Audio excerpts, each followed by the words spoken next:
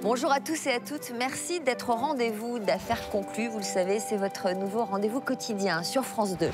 Collectionner des objets, c'est un peu collecter des histoires qui sont liées à ces objets. Et dans notre émission, nous aimons bien vous les faire partager, ces histoires. Alors aujourd'hui, elles seront certainement belles, émouvantes, surprenantes. On va les découvrir ensemble. C'est ici que chaque jour de la semaine, des particuliers venus des 4 coins de la France vont faire estimer leur objet par nos différents experts. Bonjour. Bonjour, enchanté. Malheureusement, ce n'est pas une lampe de mineur, c'est une fausse lampe de mineur. Et rien ne leur échappe. Alors vous l'estimez à combien, vous, Harold? 800 €. 3500 €. Entre 3 à 500 €, il faut rester un petit peu réaliste. Si l'objet est de qualité, Sophie remet un pass au propriétaire. Je vous remets le pass. Il va falloir être convaincante. Bonne chance. Un sésame pour se présenter en salle des ventes devant nos 5 acheteurs, marchands et collectionneurs.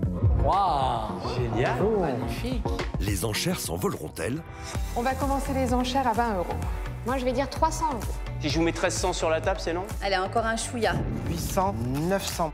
Ils sont là, ils sont à vous. Si vous me dites affaire conclue, dans moins de 5 secondes. Vendeur ou acheteur, qui fera la meilleure affaire? Parfois un petit peu plus. On va dire 100 €. 150, 170. 180. Ah, ça y va là. Et alors là, c'est la guerre ouverte. Il n'y a plus de cadeaux, il n'y a rien. Ça va sonner, il va y avoir du sang partout. On la fait ou on la fait pas, cette affaire?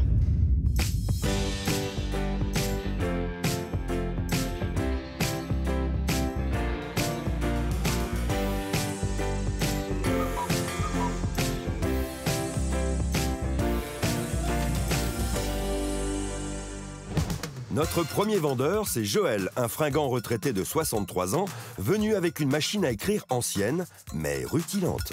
Je viens avec une machine à écrire. Comme je n'ai pas l'intention de devenir écrivain, je l'ai dans le bureau, je ne m'en sers pas, donc je vends ma machine.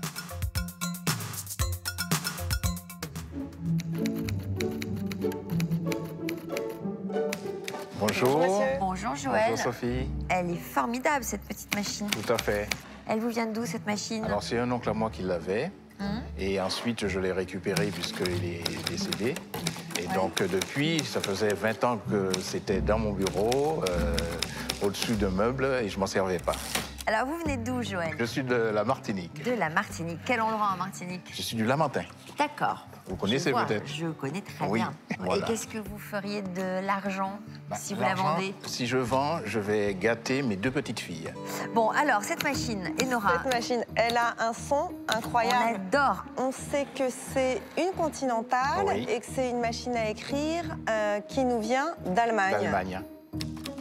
C'est un bel objet, même si c'est pas très utile aujourd'hui. Oui. Mais on c'est a un envie bel de s'en objet, quand servir, de jouer avec. C'est très décoratif.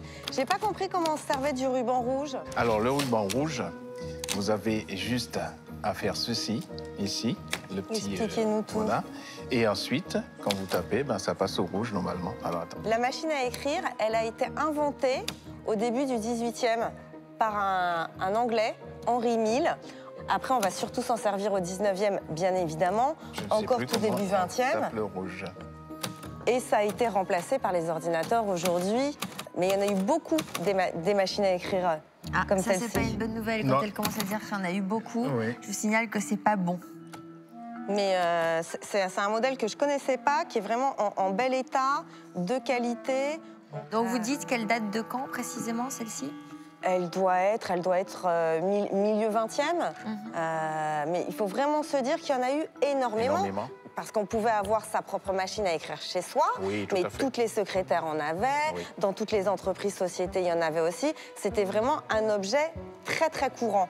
Joël, maintenant, est impatient d'entendre votre estimation. Moi, je l'estimerais 50 €, mais je suis sûre qu'elle va plaire. Parce que c'est un bel objet, c'est une belle rencontre. C'est un bon début, 50 €. Donc, c'est ça déjà. ne peut que monter en salle des ventes. En tout cas, on vous le souhaite. Vous y allez?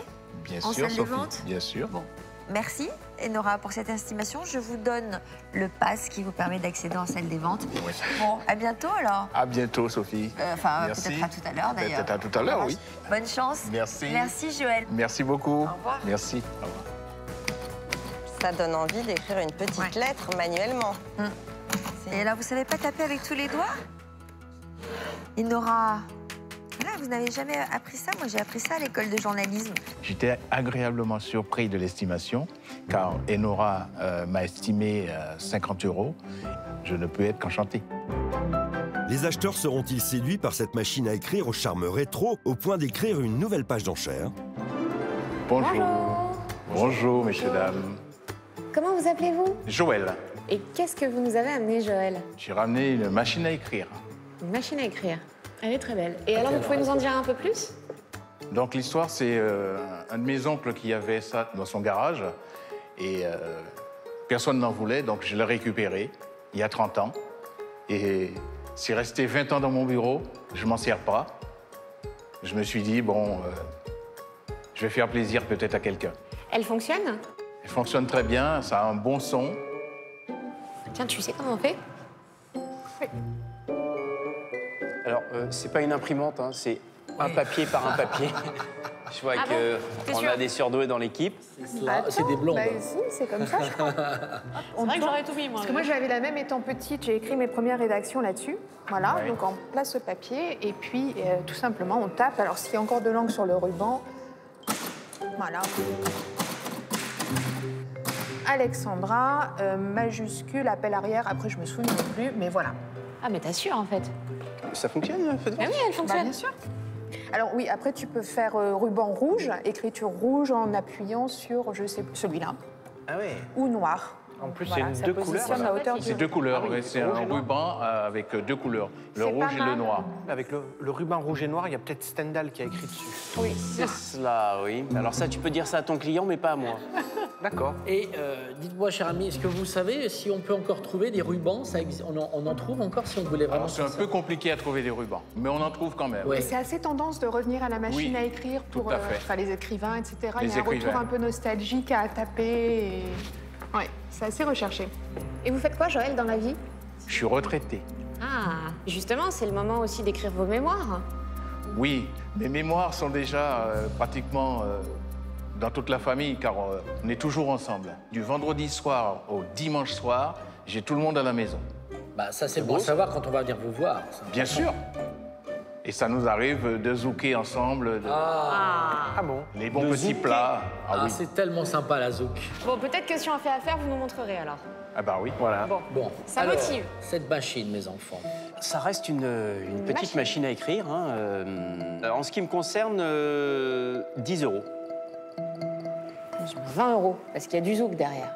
30 €. 31. Une belle machine comme ça. Bah oui, mais on en trouve beaucoup. 35 €, Joël.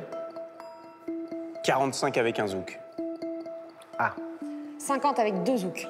Non, bon, d'accord. Bon, 50. C'est de la belle musique. Hein. Ah oui, oui, oui, mais bon. Ça, c'est super. Donc, 60 pour moi. Non, pour moi, ça ira. C'est bon. Ça ira. Alors 60, je reste seul en Alors, tête. si vous faites un zouk tous les deux, j'imagine. alors Ah non, non, non, c'est moi le je fais pas de plus beau zouk. jour moi. de ma vie. Moi, je ne fais pas de zouk. Ça se zouk ensemble, les hommes, ou pas? Non. Eh ben, c'est bien dommage. Ouais. Oui. Joël, Oui. 60 €. Oui. Est-ce que c'est une affaire conclue? On y va, affaire conclue. Good. Merci bien. C'est moi qui vous remercie. Joël est payé directement par Julien avec son propre argent. Pas d'attente, si l'affaire est conclue, elle est conclue immédiatement. Merci. Au revoir. Bonne journée à vous. Joël, alors quoi, on veut tous un zouk ici, vous avez de la musique On a eu ou des pas? promesses. Ah, mais on a... S'il y a de la musique, je suis tout bah à fait oui. d'accord. J'ai entendu. Fruit de la passion. Allez. Ah ben voilà. Oh là, c'est du zouk sensuel, hein, ça. Ah oui. J'ai 5 heures, c'est lundi, il est pour nous à travail.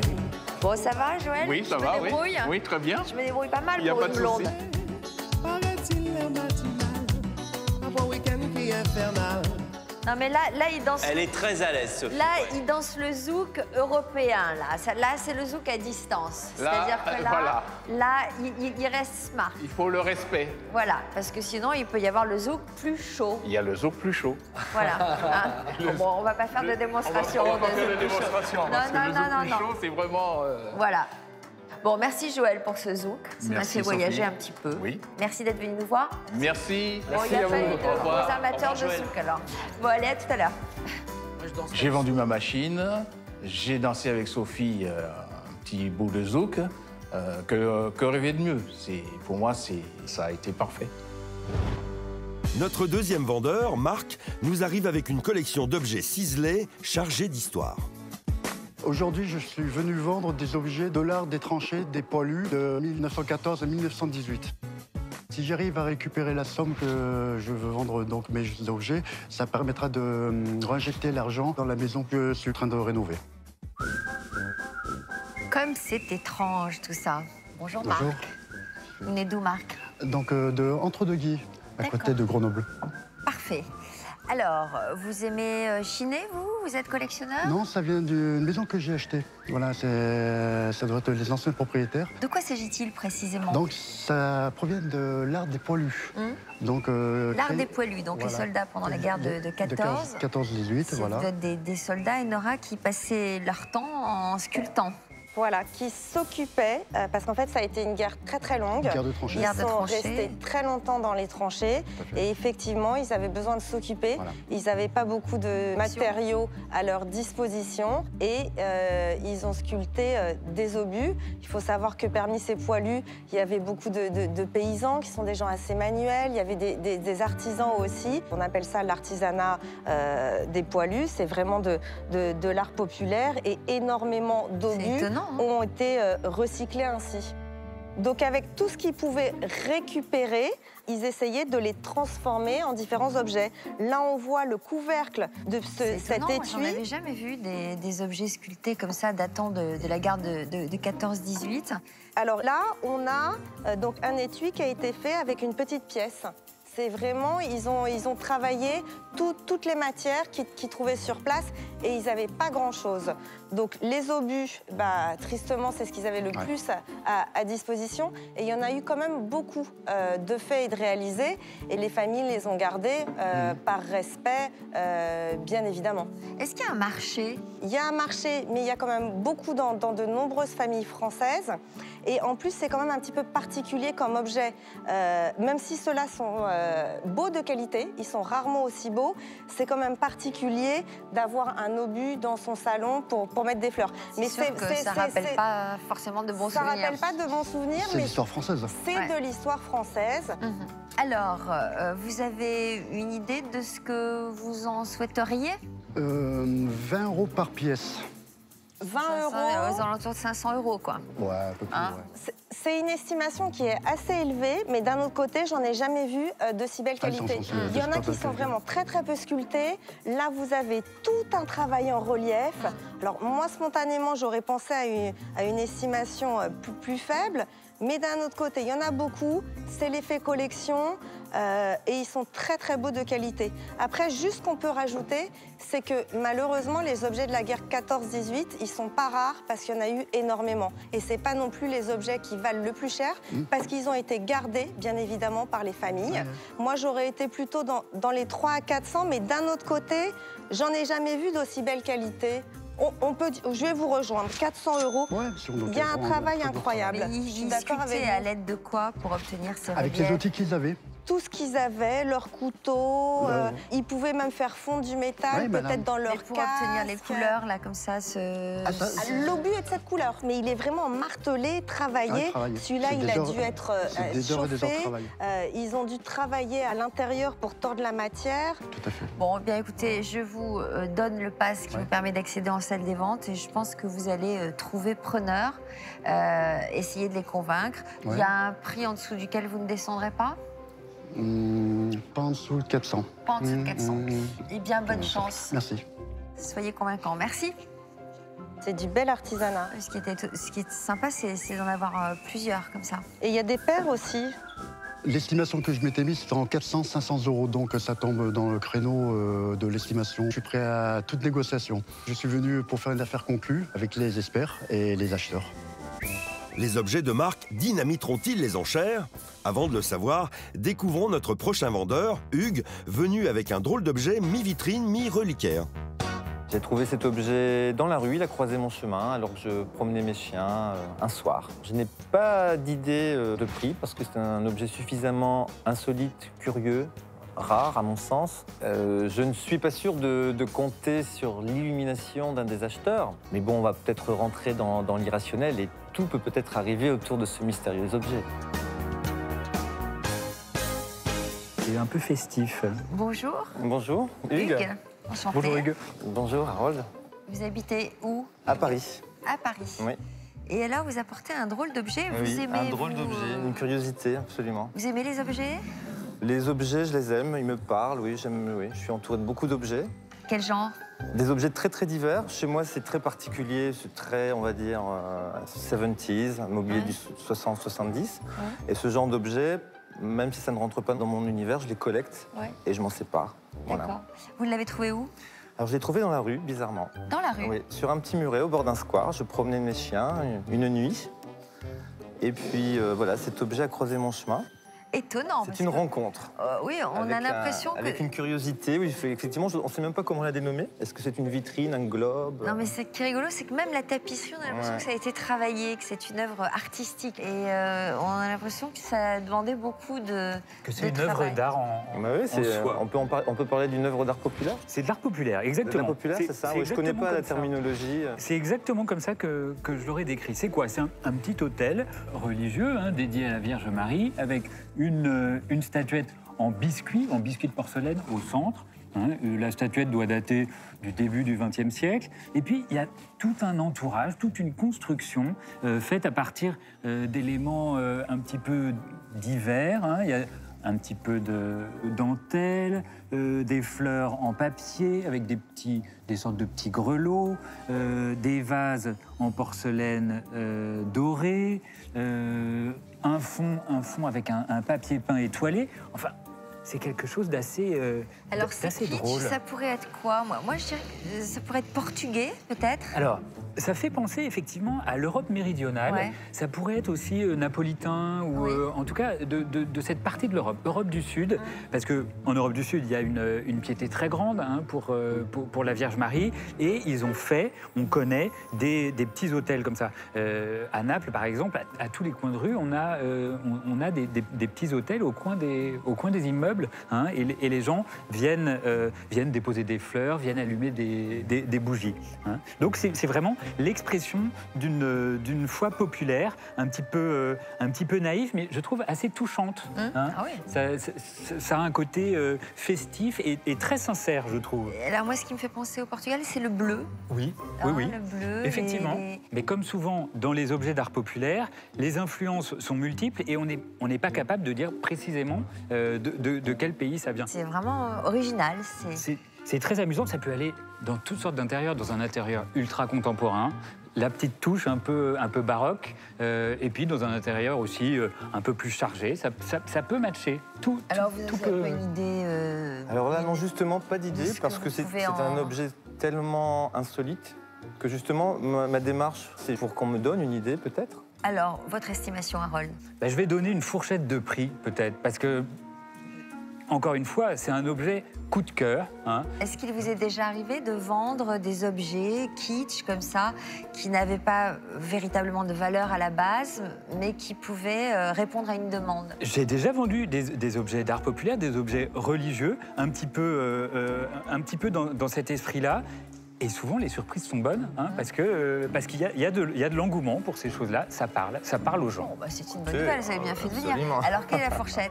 Bon, je vais donner une fourchette peut-être un peu large, entre 50 et 150 €. Et on verra bien ce qui se passe à côté. Absolument. C'est ce que vous pensiez à peu près? Comme je vous disais, non, je pensais à rien du tout. Je trouve que c'est un objet autour duquel on peut parler. Donc c'est intéressant de pouvoir en parler avec vous, avec un expert, et puis de le confronter effectivement à des acheteurs potentiels. Eh bien écoutez, alors allez vous confronter à des acheteurs potentiels. Voici le passe pour aller en salle des ventes. Merci d'être venu nous voir. Et revenez alors si vous avez plein d'objets. Oui, pourquoi pas, absolument. Mais pourquoi pas. Merci. Au revoir, bonne chance. Il est sympa cet objet. J'adore ça. Moi aussi. Le prix, l'estimation, je ne suis ni surpris ni pas surpris puisque je ne m'attendais à rien. L'objet doit trouver un acheteur insolite, aussi insolite que l'objet. Tout va dépendre du feeling qui se passe avec les acheteurs potentiels. En attendant de savoir si le reliquaire d'Hugues plongera les acheteurs en extase, c'est d'abord à Marc de tenter de vendre sa collection d'obus ciselés, estimée par notre expert à 400 €. Bonjour monsieur. Bonjour. Bonjour. Comment vous appelez-vous? Marc. Enchanté. Alors, je vois que vous nous avez apporté des obus. Ouais, des obus de 75 mm, martelés et réduits par les poilus en 14 minutes dans les tranchées.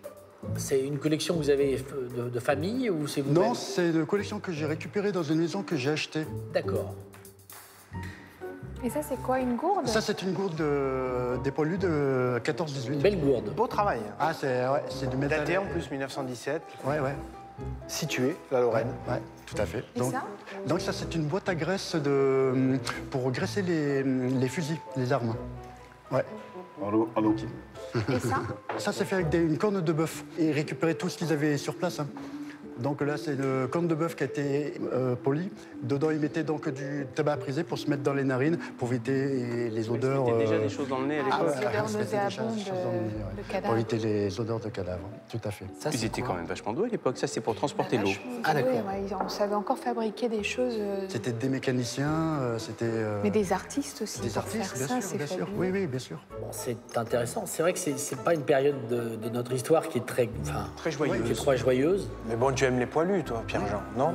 Ah, pas trop, je crois. Ça dépend. Ça, c'était une bouillotte pour se réchauffer. C'était pour se réchauffer. Ils mettaient de l'eau chaude dedans et ça tenait à l'intérieur pour se réchauffer. Dans la tranchée. Ouais. Pas mal, ça.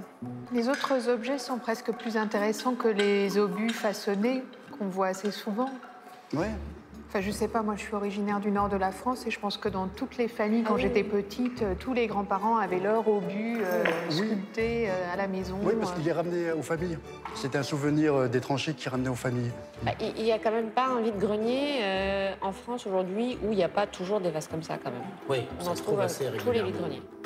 Les autres objets sont plus intéressants, je trouve. Oui, je pense que c'est plus vendeur, effectivement. 50 €, monsieur. 70. C'est pas du tout mon créneau, donc je vais passer la main. Dans le nord de la France. Non, mais moi j'ai une clientèle très féminine et très déco, tendance, vintage. C'est pas trop ton vraiment en accord. Mais les poilus fabriqués, donc c'est des vases pour ramener ça à leur femme. Donc c'est vraiment destiné à la femme à la base. Mais on les a belle tentative, mais non. 70 €, monsieur. On est en tête-à-tête avec vos obus. 80. 90. 100. 110. Qu'est-ce qui se passe? C'est les obus qui nous ont réveillés. Les enchères sans flamme. Il y en a combien? Et 26 pièces en tout. Allez, 120. 130. C'est un morceau d'histoire, c'est beau, mais la question qu'il faut se poser, est-ce que c'est à la mode ou pas? Alors, je donne la réponse. Ce n'est pas à la mode. Voilà, c'est pas à la mode du tout. Je les achète parce qu'il y a une accumulation de pièces. S'il y en avait 2, 3, je les aurais jamais achetées. Mais comme il y en a plusieurs, et donc on est à 130 € dans ma main. Pour la moitié? Alors, vous savez ce qu'on va faire? Ouais. Moi, je ne suis pas intéressé par les petites pièces. Je vous laisse toutes les petites pièces et j'achète le reste à 130 €. Et vous voyez, et lui, c'était les petites pièces qui l'intéressaient. On pourrait reprendre une autre vente si vous voulez, mais en tout cas, moi, mon offre, c'est 130 € pour. Je vous prends au mot. Ça, je vous le rends. Ça, je garde. Tout ça, vous prenez. Tout ça, je garde. Ouais. 130 €. Non, alors écoutez, monsieur. Plus quand même. Allez, 140 €. Ça fait quoi? Ça fait même pas 10 € pièce, ça. Alors, je vous explique, monsieur. 140 € pour Julien et 50 € pour moi sur la suite. Ça vous fait 190 € en tout. Ce qui est à l'arrière, les plus grandes pièces. 150 et 50, on arrondit, ça fait 200 €. Voilà. 200 €, est-ce qu'on fait une affaire conclue? Si vous montez un tout petit peu plus, je veux bien. Ça va être difficile. C'est vraiment des pièces... c'est pas des pièces très sexy à vendre, hein, c'est des obus, quoi. Vous voyez, ça s'adresse à une tranche de population relativement âgée, parce que je vois pas des gens de 25 à 40 ans acheter ça, quoi. Faites attention de ne pas regretter et de ne pas repartir avec, parce que c'est une belle offre. Comme le note Anne-Catherine, on a beaucoup d'acheteurs qui repartent en se disant « Zut, j'aurais dû vendre ». Montez un tout petit peu plus et on fait affaire. Moi, je suis au bout de mon offre. Moi aussi. Allez, affaire conclue. 150 Allez, c'est bon. Ça marche? Allez. Je vais pas venir Affaire conclue. Merci. Merci. Alors, je vais tout vous régler, puis j'arrangerai ma petite sauce en interne. Merci beaucoup. Merci infiniment. Merci, monsieur. Au revoir. Monsieur, merci à vous. J'aurais bien voulu repartir avec un peu plus, mais bon, c'est vendu, c'est vendu. Ça paiera une part de volée. C'est maintenant à Hugues de se présenter devant les acheteurs avec son reliquaire. Arrivera-t-il à faire monter les enchères? Bonjour. Bonjour. Bonjour. Bonjour, monsieur. Quel est votre nom? Je m'appelle Hugues. Bienvenue, Hugues. Merci. Vous pouvez nous raconter son histoire? Comment vous l'avez trouvé? Alors, je l'ai tout simplement, c'est un objet qui a croisé mon chemin alors que je promenais mes chiens un soir dans Paris. Il était posé là, sur un muret, à l'entrée d'un square, absolument. Abandonné dans Paris. Abandonné. Vous avez cru un signe de Dieu? Mais peut-être. Non, en plus, c'était la nuit, il était là, comme ça. Je ne sais même pas comment le dénommer. Peut-être vous pouvez me donner un... Comment on appelle ça une vitrine? On appelle ça Non, on appelle ça en général un reliquaire. Un reliquaire? Un reliquaire, oui. Un reliquaire, c'est pas juste pour mettre des... quelques-uns dans mon magasin. Je vais vous en offrir 30 €. Oh, bah alors, c'est un début très timide, non? Vous ne croyez pas? 30 €? C'est un début. Pardon? C'est un début pour un objet que vous avez trouvé pas dans la rue. Ah, le fait que je l'ai trouvé dans la rue ne change rien à l'histoire. Vous faites une super marge, de 0 à 30. Ah oui, non, mais je suis pas là pour faire une marge. Je raisonne pas en termes de marge, je raisonne en termes d'un objet qui représente quelque chose, dans le sens où une personne a mis beaucoup de passion pour réaliser cet objet. Non, c'est vraiment... Oui. Qui dit mieux que 30 €? 40. Oh là là. 50. Ah, je la trouve tout à fait... Raisonnable. Ah non, elle est vraiment... elle est trop basse, absolument trop basse. J'ai l'habitude de faire beaucoup de brocantes. Je vais tous les dimanches sur des brocantes et des vides-greniers. Et c'est pas du tout rare de voir ce genre de choses. C'est vrai? J'en ai vu un dimanche dernier, c'est fou. C'est vrai? Mais oui, et on en voit. Enfin, ils sont tous réalisés d'une manière différente, puisqu'on est d'accord qu'on est dans un objet unique. Bien sûr, oui, bien sûr, mais alors, ça n'a pas une grande valeur. Hugues, s'il vous plaît, au feeling, vous en voulez combien? Pour moi, on parle de plusieurs centaines d'euros peut-être quand même. Au-dessus de 100 €, quoi qu'il en soit, peut-être quelques centaines d'euros. On va simplifier le problème, Hugues. Oui. Ça va pas être possible. Je vais vous en offrir 100 €. J'irai pas au-dessus. Et je fais un grand pas vers vous parce que c'est pas d'ordinaire ce que j'achète. Mais le vieux papier bleu, machin, etc., je trouve ça sympa. Est-ce qu'à 100 € vous faites un pas vers moi et on fait une affaire conclue? Ou bien... Vous faites un pas à 110 € vers moi. Parce que je l'aime beaucoup, j'adore les couleurs, c'est kitsch, c'est tendance, et je l'aime. C'est un petit peu trop peu. Bon, alors Hugues, on sera sur une affaire non conclue. Bon, Hugues, c'est pas fini, Hugues. Ah. Écoutez, c'est un objet religieux. Oui. Je vous implore, Hugues, d'accepter ma proposition à 150 €. 150 €, mais... Affaire conclue. Il a bu quoi encore? Je prie le Seigneur pour un vous petit accepter. peu plus, on va faire un chiffre rond à 200. 150, je me suis mis à genoux pour vous, Hugues. C'est unique au monde. Affaire conclue à 200 €. Non, 150, Hugues. Tant pis pour vous. Alors là, je peux vous dire, faire ce qu'il a fait, pour 150 € se mettre à genoux. Centaines de milliers de téléspectateurs. Tenace, Alain décide de laisser une dernière chance à Hugues. Bon, est-ce qu'à 150 €, monsieur, c'est mon dernier prix, on fait une affaire conclue? On y va, affaire conclue. Allez, merci à vous. Ça a été dur, hein? Ça a été coriace, vous, hein? Et la Sainte Vierge était prête. Allez, tenez, Hugues. Merci. Merci bien. Merci, monsieur. Merci à vous. Merci à vous. Au revoir. Merci. Bonsoir. Donc ça a été une vente assez difficile quand même, hein. Ça a failli ne pas être conclu. L'acheteur qui m'a acheté cet objet, il s'est mis à genoux. Je ne sais pas s'il fait ça avec tout le monde. Cet objet suscite des comportements irrationnels. Je vais penser à mes chiens avec qui j'ai découvert l'objet et bah, je vais les gâter, leur acheter des friandises. Notre prochaine vendeuse, une jeune juriste du nom de Bénédicte, apporte un objet à l'histoire pour le moins amusante. Aujourd'hui, je viens vendre le banc d'exercice de ma grand-mère qui était professeure de gymnastique. Ma grand-mère est très têtue, elle est persuadée que ça ne vaut absolument rien et je suis persuadée du contraire, donc le défi c'est que je le vende. Et si j'arrive à le vendre, je l'emmène au restaurant. Je me suis un peu renseignée sur le coût du banc. J'ai une estimation entre 300 et 400 euros. J'aimerais bien échapper au fast-food, donc il faut qu'il parte au prix que je veux pour un bon restaurant. Un banc pour faire de la gym, ça, non? Genre pour faire des abdos? Je sais pas, ou pour faire des assouplissements, des trucs comme ça, non? Bah, on va voir. Bonjour, Bonjour. Bénédicte. Bonjour Sophie. Bonjour, Bonjour, Bonjour. Bénédicte. Vous venez d'où, Bénédicte? De Paris. De Paris. Oui. Qu'est-ce que c'est que ce banc? C'est un banc de travail de gymnastique qui appartenait à ma grand-mère qui était professeure de gymnastique. Ah. Voilà. Vous l'avez utilisé, ce banc? Toute notre enfance. C'était notre jeu. On le, C'est vrai on le déguisait avec ma sœur. On partait à l'aventure. Ah, vous le déguisez? Oui, on le déguisait. Mais pourquoi Bah, pour que ce soit un vrai cheval. Ah oui, parce qu'effectivement, on voit des sabots de cheval. Oui, oui. Mais c'est pas ce qu'on appelle un cheval d'arçon, ou je sais pas, il y a une discipline en gymnastique. Oui, alors pas Quand exactement. on court et qu'on fait une figure. Pas exactement, parce qu'un cheval d'arçon, ça a deux petits arceaux sur les côtés pour pouvoir faire plus haut. Et c'est plus haut.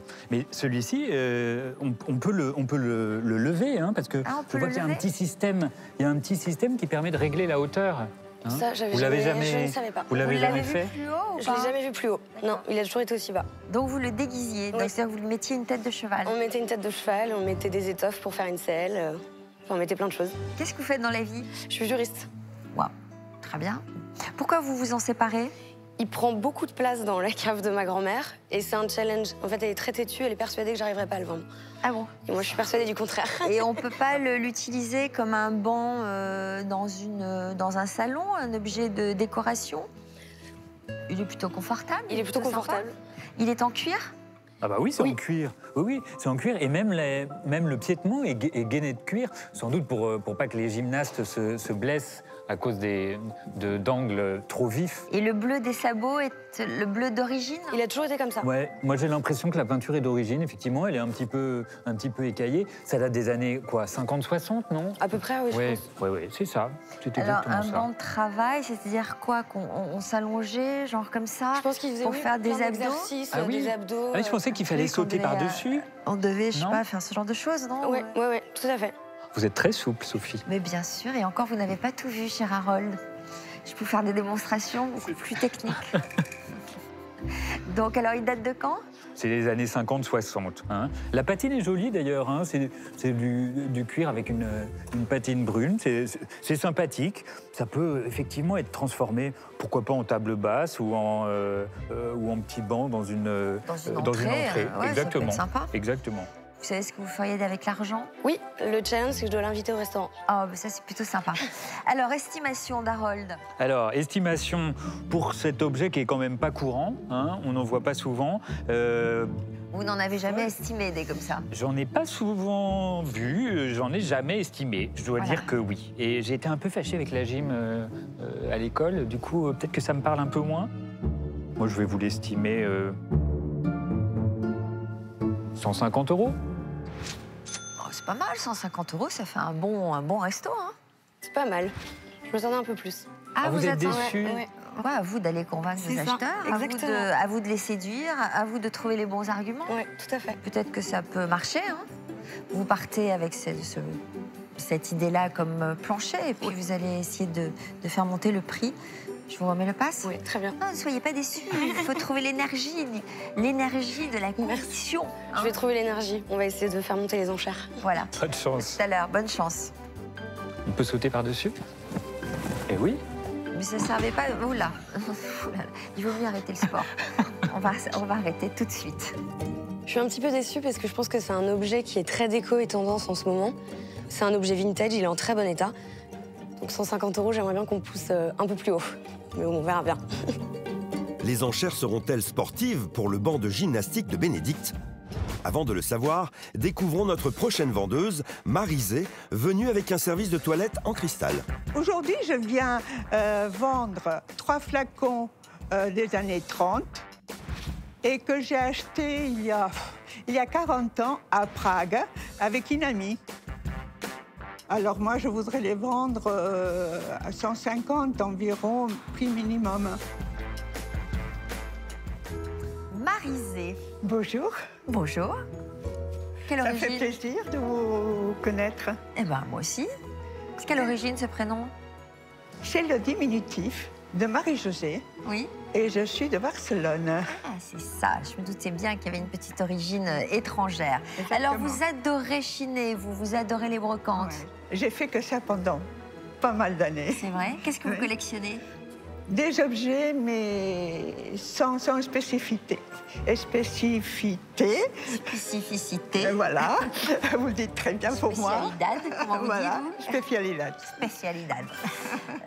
Et donc, vous en avez tellement chez vous que vous venez... La cave est pleine Oui. et mon mari n'en peut plus. Ah, je comprends.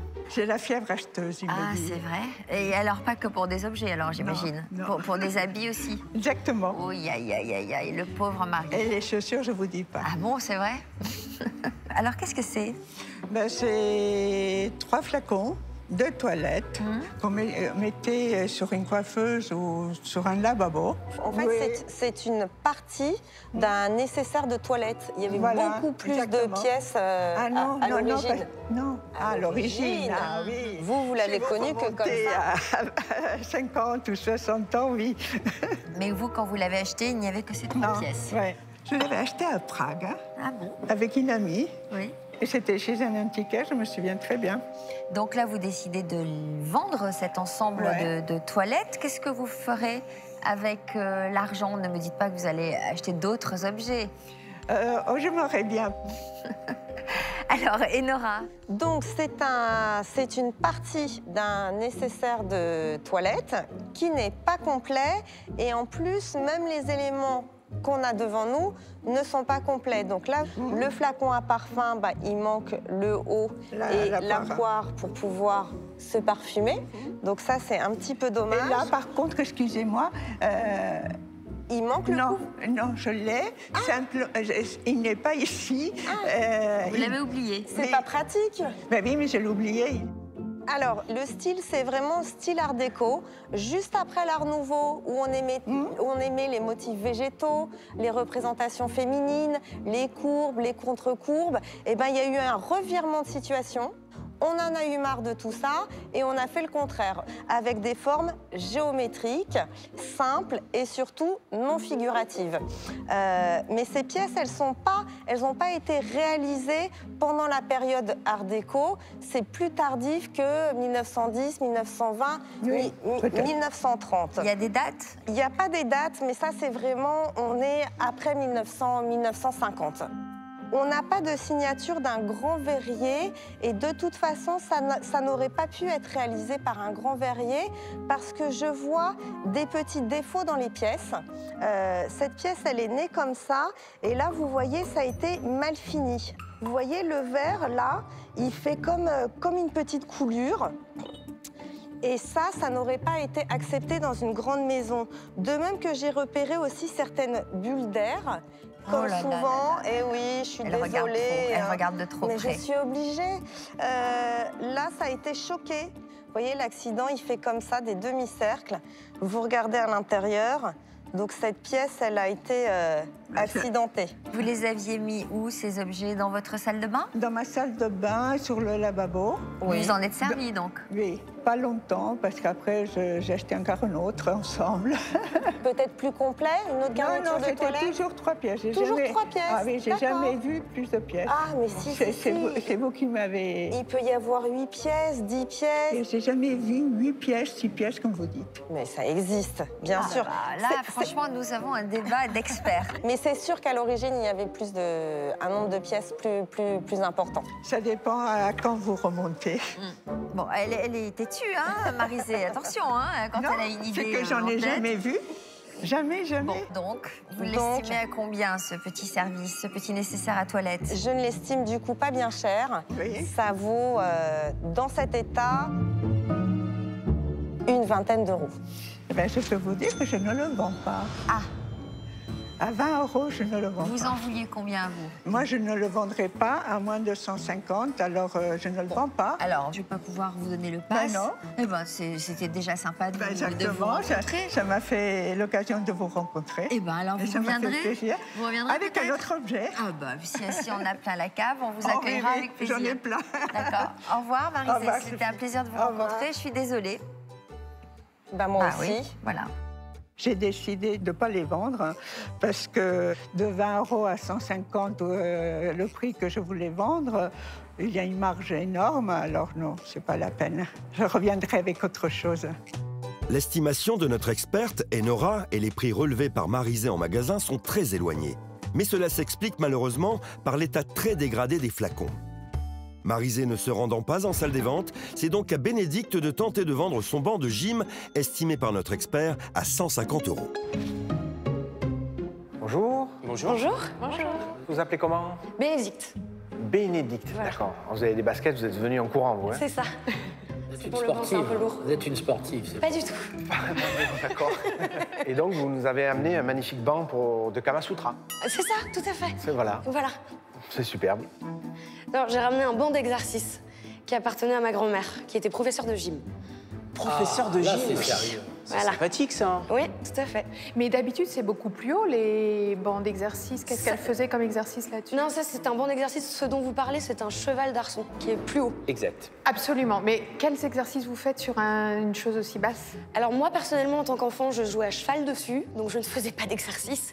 Mais je pense qu'on doit faire des abdos, ce genre de choses. Le cuir est en bon état. Ça, c'est déjà un point très positif. Et C'est vous qui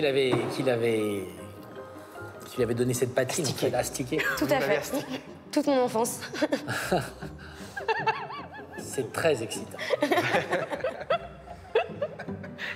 Donc, il y a les pieds réglables. Mais Les pieds sont réglables. ça peut monter jusqu'à quelle hauteur, à peu près? Ça, sincèrement, je ne l'ai jamais testé. Moi, je l'ai toujours connu tel quel. Donc ça se monte. Donc j'avais raison. c'est un costaud peu quand même. bas. Oui, C'est ça vrai, se monte. dans cette pas position-là. 30 ça va se centimètres. monter de ça, quoi, tu vois. Montre-nous. Jules. Mais non, parce que je vais me casser le dos.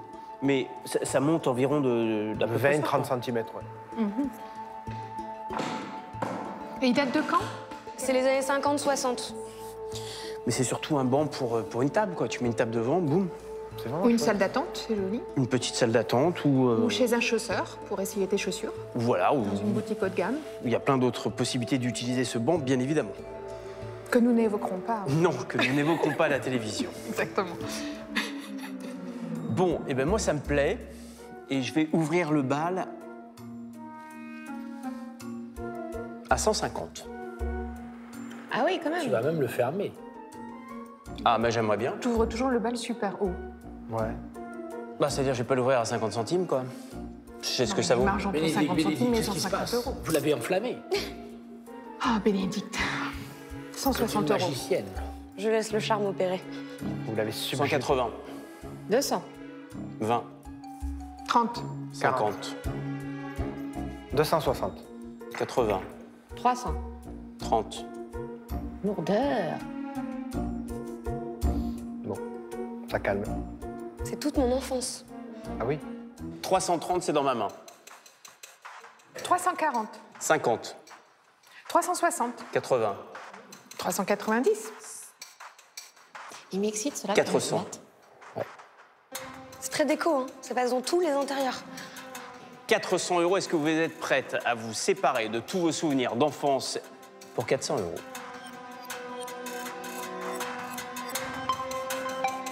Oui. Affaire conclue? Affaire conclue. Magnifique. Ça, c'est emballé, ça. Bravo. Merci, Merci à mademoiselle. vous. Alors. 1, 2, 3, 4. 400 euros pour vous Et mon enfance. et votre enfance. Merci. Voilà. Et puis Vous l'avez grand-mère. Vous l'avez estimé à combien? Il était expertisé à 150 euros.